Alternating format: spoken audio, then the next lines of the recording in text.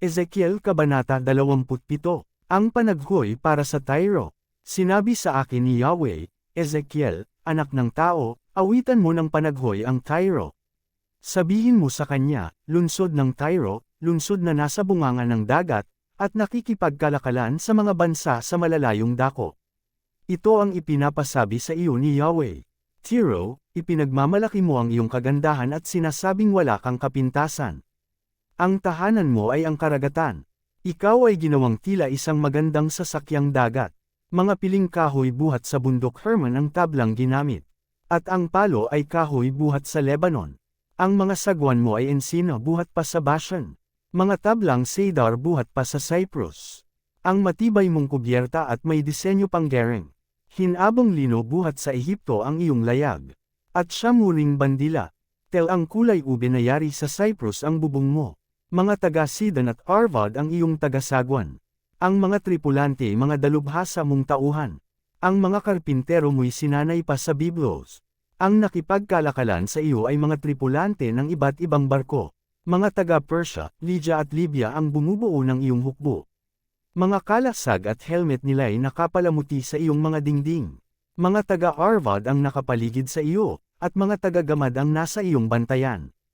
Ang kanilang mga kalasag at helmet ang lumulubos sa iyong kagandahan. Ang Tarsis ay nakipagkalakalan sa iyo. Ang kanyang minang pilak, bakal, lata, at tingga ay ipinagpalit niya sa mga pangunahing paninda mo. Ang Javan, Tubal at Meshach ay nagdala sa iyo ng mga alipin at kagamitang tanso bilang kapalit ng iyong mga produkto. Kabayo at asno naman ang ibinyahe sa iyo ng Beth Togarma. Nakipagkalakalan din sa iyo ang mga taga-Rhodes. Maraming lugar sa baybayin ang dinalhan mo ng paninda, gering at pangil naman ng elepante ang kanilang ipinalit. Nakipagkalakalan din sa iyo ang Syria, Esmeralda, purpurang pinong lino na nabubordahan ng maganda, batong coral, at pulang ruby ang ipinalit niya sa mga pangunahin mong produkto. Frigo naman, olibo, pulot pukyutan, langis, at balsamo ang ipinalit ng Juda at Israel sa mga kalakal mo. Ang Damasco ay nagdadala sa iyo ng inumin na yaring helbon, puting lana, inuming yaring uzel na siyang pamalit sa kinuha niya sa iyo, mga kagamitang yaring bakal, akasya at kalamo ang iyong inaangkat. Magagaspang nalan ang panapin naman ang dinala sa iyo ng Deden. Ang Arabia naman at ang mga pangunahin ng Kedar ang pinanggalingan ng kailangan mong kordero, tupang lalaki, at mga kambing. Nakipagkalakalan din sa iyo ang Sibo at Rama, ang dala nila'y lahat ng uri ng piling pabango, mamahaling bato, at mga ginto. Nakipagkalakalan din sa iyo ang Haran, Cain, Eden, Asher, at Kilmad. Mamahaling damit na asul at bordado, alpombrang magaganda at iba't ibang kulay at natatalyang mabuti ng kordon. Ang mga ito ang ibinibiyahe nila sa iyo. Mga malalaking barko ang pambiyahe mo ng iyong mga produkto. Ikaw ay punong-puno ng mabigat na kalakal. Sa gitna ng karagatan, dinadala ka ng mga taga-sagwan mo sa iba't ibang lugar. Ngunit binayo ka ng hangin mula sa silangan, at nawasak sa gitna ng dagat.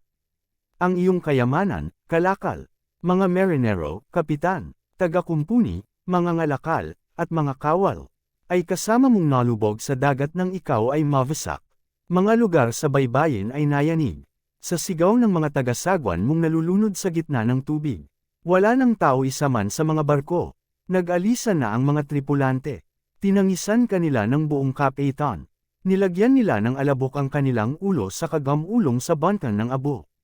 Nag-ahit sila ng ulo. Pagkatapos, nagbihis ng damit panluksa. At nanandyas ng kapitan. Ang panaghoy nila'y hinaluan pa ng panaghoy. Sino ang nawasak sa gitna ng dagat na tulad ng Tyro? Tanong nila, ang mga kalakal mo ay pantugon sa pangangailangan ng marami. Dahil sa yaman mo at paninda, ay bumuti ang buhay ng mga hari. Ngayon, ikaw ay wasak na sa gitna ng karagatan. Lumubog na kasama mo ang iyong mga produkto at mga tauhan, ang lahat sa baybay dagat, pati na sa katihan, ay nagtatakang natatakot sa iyong sinapit. Katapusan mo na, mawawala ka na ng lubusan. Lahat ng mga ngalakal sa daigdig ay takot na takot at baka matulad sila sa iyong sinapit.